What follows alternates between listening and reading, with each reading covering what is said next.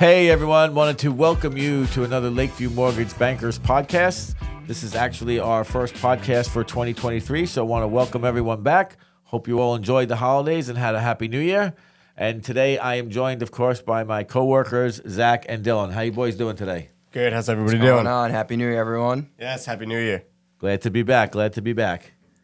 So today we're going to go over a few things, as we always try to do, and be informative to our listeners and viewers, and give you guys some tips and some tidbits and just some things to help. Market updates. Yeah, no, definitely just fill everyone in and see what's going on now in the new year. Absolutely. So one thing that I wanted to discuss, because I've just recently gone through the experience with one of my clients, is for our purchasers to pay attention to the contract date. You know, it seems simple enough, but it's obviously not, as we've just recently learned, if you guys know what I'm talking about. We had a little example, which we'll go over later. But what I mean by that is when you look at the contract and you sign the contracts for the purchase of a house, there's going to be a date on there, which is an executed contract date. The on or about date. Right, correct. Yep. So that date that we have is in New York, as Dylan just mentioned. Let's just say we signed the contract today. Today is January 19th. Typically, we would have on there probably 30 to 45 days for a closing date. So that would bring us out to the end of February, maybe worst case, the end of the early part of March. Yeah. Right? Yeah. We recently have seen, though, where if there's circumstances involved with the house, that sometimes that contract date may be pushed out a little bit further. That should be an immediate red flag, as we've seen, right?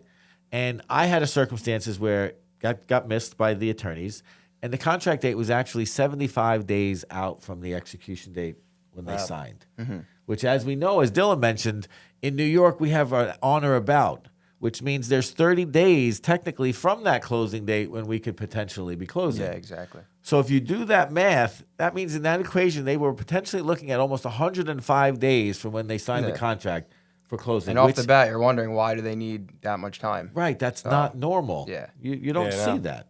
So that got missed. And unfortunately, that was the root of the problem, because that leads to my next issue I want to talk about, which is when you're purchasing a home, you want to make sure that that home's going to be delivered to you vacant. Very important word. That's the word of the day, or the word right now is vacant. And what I mean by that is without tenants. In this particular circumstance, this house is being sold by an elderly couple in Florida, and their family lived in the home. There were two sets of tenants. One tenant was ready to go on time and was ready to check out because they knew the house was being sold. The other one, not so willing. And that was the reason for the delay of the contract date. And again, that's extremely important, because you don't want anybody to tell you now to take on a home with an existing tenant, especially if you don't want them. Exactly. Now, if you do want them and you met them and are okay with generating the rent, that's a different story. Because that's, again, but it also have to make sure it's a two-family house. Exactly. I was going to say, is this a multi-family home? Correct. Or is it their one unit that's occupied so they can't even move in yet? Right. So, we've seen people where try to rent homes because they rent sections of the house, the basement, the attic, the garage, or whatever it may be. Single-family home, no rent allowed. Exactly. But getting back to that, so if you want to inherit the tenant, different story. But if you don't, you need to make sure of that, because it's extremely important. Because in my circumstances, these tenants weren't going. And again, we go back to our state, which is New York. Yeah.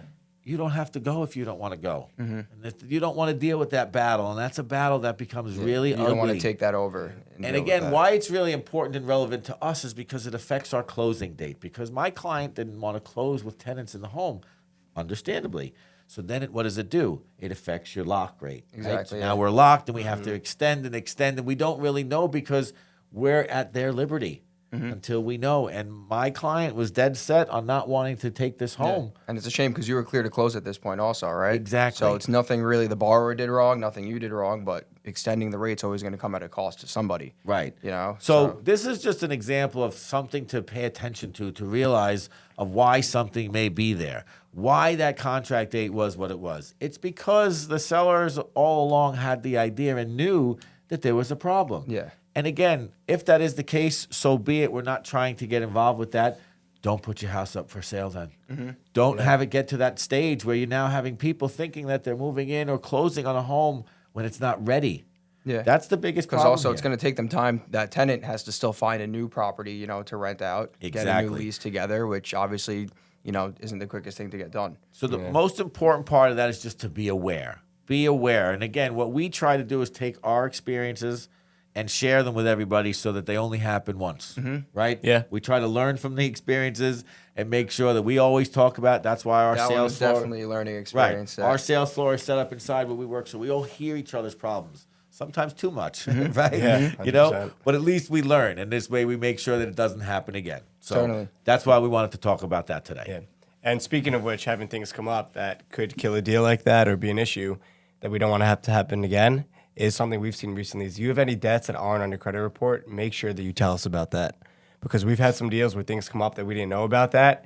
You need to make sure that your loan officer fully knows what's happening, all your debts, because then a new payment comes up that can mess with your DTI, your debt to income ratio, can make you not qualify for the loan.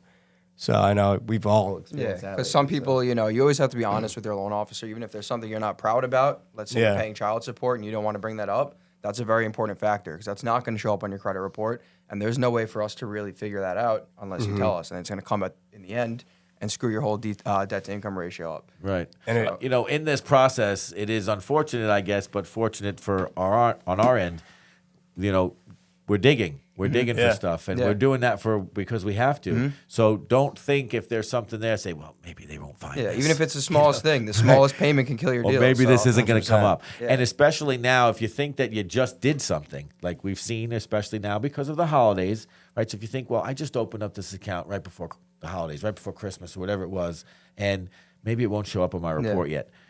As you know, it will. Because right before closing, we do that thing, which is that dreaded soft pull, soft pull, of yeah. everybody's credit. So any new debts that are there, Well, no, they're coming up. we always know. Yep. So don't hide anything, be upfront. Let us know up front. It's so much easier. This way we can address it before it becomes a problem. And if it is a little bit of a problem, we address it before we get to the closing table. And we'll Not make sure it day won't be of. an issue at that point. So, Exactly. Definitely. So yeah, I mean, not opening any new debts, and also I know Zach was talking about what not to do in the process. Another thing we mentioned is not making any large deposits that we can't source, right? Because if you're going to deposit a check, that's great. If you're going to have a wire transfer done, let us know before. So if it's going to be done as a gift, we go through the correct steps to do that. But if you're just going to go and deposit a bunch of cash into your account and think we can close with that money, we can't. And once you do that, and once the underwriter sees it, there's no unseeing that. Correct. So that's a big no-no too. Is if we see a big cash deposit, like, oh, don't worry, it's only a few $1,000s. Well, now we're short money to close because we can't use that.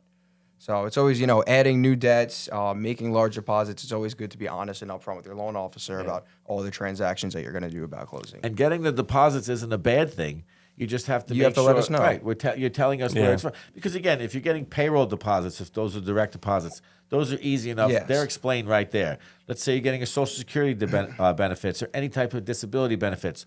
Those are kind of outlined on the statements. So that's If self-explanatory. you go to an ATM and it just says deposit on there, we got to know if it's a check. Yeah. That's fine. Just Right. give us a money trail of the check. Let us know where it came from, what it's from. If it's a gift from a family member, 100% okay. And then we provide the gift give you a letter, gift and letter, everything and is that's all that. good to go. But if, Yeah. No cash, obviously. We no talk cash. about that all That's the the time. big no-no. Yeah. Cash I is mean- the killer. Yep. And like I said, the underwriter, once they see that, they're not letting that go. Yeah, and they're they going look- to be all over it. And they look at the past 2 months bank statement. So anything you have in the past 2 months will need to be explained. And we just have to source everything. So So that's why we tell them to, if you do have to deposit cash, let it season, do it before that 2-month period so it seasons in your account. And when we look at the 2-month bank statements, you don't see that large deposit. Right, the anymore. balance is already It's there. already so in you your can balance. question it. Yeah, Exactly. definitely. Exactly. yeah. And then speaking of other stuff we don't want you to do during the mortgage process, make sure that you don't take on any new credit, don't have any new inquiries, don't do anything that could drop your score or take on any additional debt. Yeah. Yeah, so pretty much the big 4 no-nos is no new credit, no new debt, no big purchases, and no large deposits. As long as you stick to that during the mortgage process, for the most part, you should be okay, and we should be able to get you approved. It's a good idea to just stay boring. Be quiet. Pretty much. Yeah, Stay- for that time being, if you do have cash, even whatever, make your purchases with your cash. Leave your credit how it is. Don't run up your credit card. Just like Jason said, be boring Yeah. Yep. for that 30 days we need until we Know can that get everything that closing. you're doing basically is under a microscope. is, You're yeah, being yeah. watched. It You're is. being watched. And So I mean- somebody ran your credit. We need a letter of you explaining who that was and why that was done. Right. Every little thing. So if you think you're going to do something, like we said, consult your loan officer first. You're not the professional. We are, so we know what to do. And what we've, to tell you. unfortunately, at this particular point in our careers, we've seen it all. Mm-hmm. So that's the good thing. Use our experience to your help, your advantage, so we can make sure that the problems that we've seen before don't happen again. Exactly. Yeah. And again, that's not to say that you can't do those things you want to do. Just wait until after we close. You know, at that point, you're free to do whatever you can like. do whatever It's you want. We just have to get you approved and get you in your house first. It's only to help you, so to help the borrower. Certainly. And I know you wanted to talk about some new exciting So announcements. we that got had. some exciting news for our elderly. Anyone listening that is 62 or older, or you have family members, in that age range. I'm sure you're familiar with reverse mortgages. If not, we're going to go through that process as well. But if you have a co-op in New York, in the past you weren't able to do a reverse mortgage. We are now eligible to do reverse mortgages on co-ops in New York, which is huge news. Because I've had a borrower personally hounding me every day for about a year, trying to get it reversed on her co-op. She really needs the money bad. And it wasn't available. So we finally got that news, and we jumped on it right away, and she's finally going to be able to tap into that equity in her property. And co-ops are large in the boroughs and the cities. Yeah, so they're that's why everywhere it's- in New York. That's why, New York's tough with things. It took a while for it to get approved, but we're finally here. So she's going to be able to tap into that equity in her co-op and, live a much easier life now, being in her late 80s at this point. And just to chime in kind of quickly off of that, so I don't know if we've ever discussed it before, but for those of you who are not aware of what a reverse mortgage is, we're going to discuss that. It's kind of almost exactly what it sounds. It's a reverse of a regular mortgage, meaning a forward-paying mortgage means you make payments each month, your balance drops, right? Now, with a reverse mortgage, you're not making any payments, and your balance is increasing. So what you're doing in a reverse mortgage essentially is you're living off of the equity in the home. But the most important thing, and we can go off of another podcast another time because there's a lot of details as far as the ins and outs of how it all works. But essentially, that's how it goes. Yeah, you're gonna get money. You could either get it as a lump sum. You can get them in monthly installments, an equity line of credit. There's options, but like Jason said, it's a reverse of a traditional mortgage. Right, Instead and the of making major payments- requirements to do something like that is essentially to be 62 and older and to have the equity in the house to do so. Those are the only things that are really looked at. There's other criteria that you have to go into of how they want to treat the money or what they're going to do, and really their finances, how they're going to survive going forward. Yep. Because they are still responsible to pay their taxes There's and still insurance. payments, especially on co-ops. Yeah. There's that maintenance that we need to make Exactly. sure we can keep up with. So they as have to well. make sure that all the money isn't being exhausted, that they can still make their day-to-day expenses work. But again, that's kind of the meat and potatoes part of how the whole reverse mortgage process works. And the exciting news of what we wanted to discuss today, again, because of New York, we haven't had it. Exactly. That it's now available we can on do the them co-ops. on co-ops, which there's plenty of co-ops in New York. So if you have any, if you yourself are in that 62 and older range, any friends, family that are looking for this, tell them to call us here at Lakeview, and we'll get that done right away for them. It's huge news. Yeah. And what's funny about that is I feel like reverse mortgages have taken on a negative sort of connotation. But for someone who's eligible that doesn't have a steady source of income or doesn't have a lot of savings saved up, it's really a great tool. Absolutely. It's definitely because people are misinformed. That's Exactly. what it is. And like you said, that's when they don't understand it, it's much easier to say no to something because you're not sure or you're scared.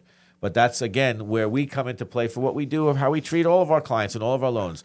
We're informative, sometimes to the point of we beat it to death. Yeah. But Yeah. we like to make sure that when we tell our clients of a product or a program we're putting them into, they can understand it. They get it from A to Z. Well, yeah, that's the most important thing. Absolutely. Definitely. So, that's pretty much, we wanted to keep it nice and quick for you guys, first podcast of the new year. So we'll be banging them out every week again, just giving you quick market updates, some tips if you're a buyer, anyone looking to buy or even looking to get into our industry. That's what we're going to go over every week. So anything else you guys wanted to touch up on today? No, I just think that's what we want to do is make sure as we get new news in the marketplace, It's coming right to you. right, we want to share it with everybody and also make sure that everybody also understands during the kind of crazy market we've had over the past few months, we've said it each time, we're still here. We're still doing business. We're still writing loans. We're still trying to find creative ways to make things happen, expanding what we do. Yep. Always trying to put new feathers in our caps, so to speak. Exactly, yeah. We're So- expanding in all different areas as much as we can. So whatever you keeping have for us, ourselves bring busy. it to us, and we're never going to say no because we're available to do whatever you're looking to do. Absolutely. All right? Yeah. And as always, if there's anything we didn't touch up on that you would like us to, just drop it in the comments and we'll get to you next episode.